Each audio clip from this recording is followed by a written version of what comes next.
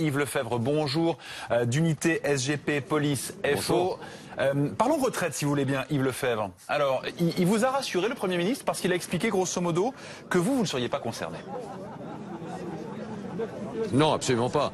Il n'a fait que répéter devant le Conseil économique, social et environnemental ce que nous savions déjà. C'est-à-dire qu'effectivement, on aura la possibilité de partir avec un droit d'ouverture à 52 ans et un âge égal de départ à la retraite à 57 ans, mais à condition que nous ayons une période minimum d'emploi dit à risque. Et c'est ce que nous n'acceptons pas aujourd'hui. On n'a pas eu de réponse. On a eu du redit d'Édouard Philippe, comme d'ailleurs Christophe Castaner nous l'avait redit la semaine dernière.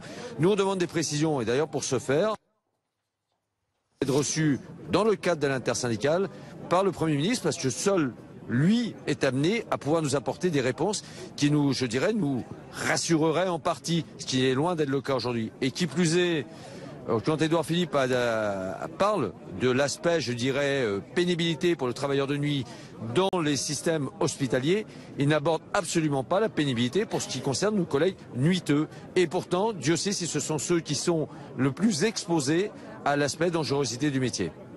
Donc ça veut dire que pour vous, aujourd'hui, après cette prise de parole du Premier ministre, le compte n'y est pas. Ça veut dire quoi? Quelle sera la suite? Vous allez continuer à vous mobiliser?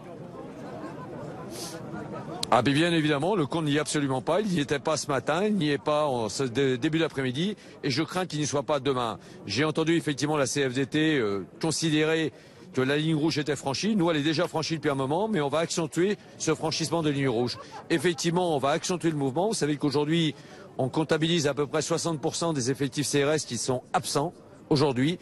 Eh bien, attention à ce que demain, on ne généralise pas ce schéma, je dirais, revendicatif et de contestation à tous les services de police, parce qu'effectivement, il faut qu'on accentue la pression. On est bien décidé à travers l'intersyndicale à accentuer cette pression. Concrètement, Yves Lefebvre, ça veut dire quoi, accentuer la pression? On doit s'attendre à des commissariats à l'arrêt. Comment va se concrétiser votre mobilisation?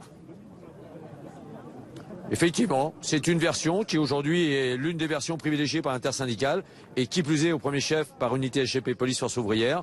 Moi j'envisage à un moment donné, face aux non-réponses, aux réponses trop approximatives et à l'absence de prise en compte de la dangerosité pour tous les policiers, j'envisage effectivement de durcir le mouvement à travers des commissariats purement et simplement fermés avec des fonctionnaires qui seront absents ce jour-là, qui feront valoir simplement leur droit à se reposer, considérant que notre statut particulier depuis 1948 nous a retiré le droit de grève. Ça aussi, c'est une des mesures. Si aujourd'hui on veut nous rentrer dans un système dit universel, il va peut-être falloir à un moment donné nous redonner le droit de grève. Merci Yves Lefebvre d'avoir réagi sur BFM TV. Retrouvez toute notre actualité sur videopolice.com, la chaîne YouTube d'Unité SGP Police.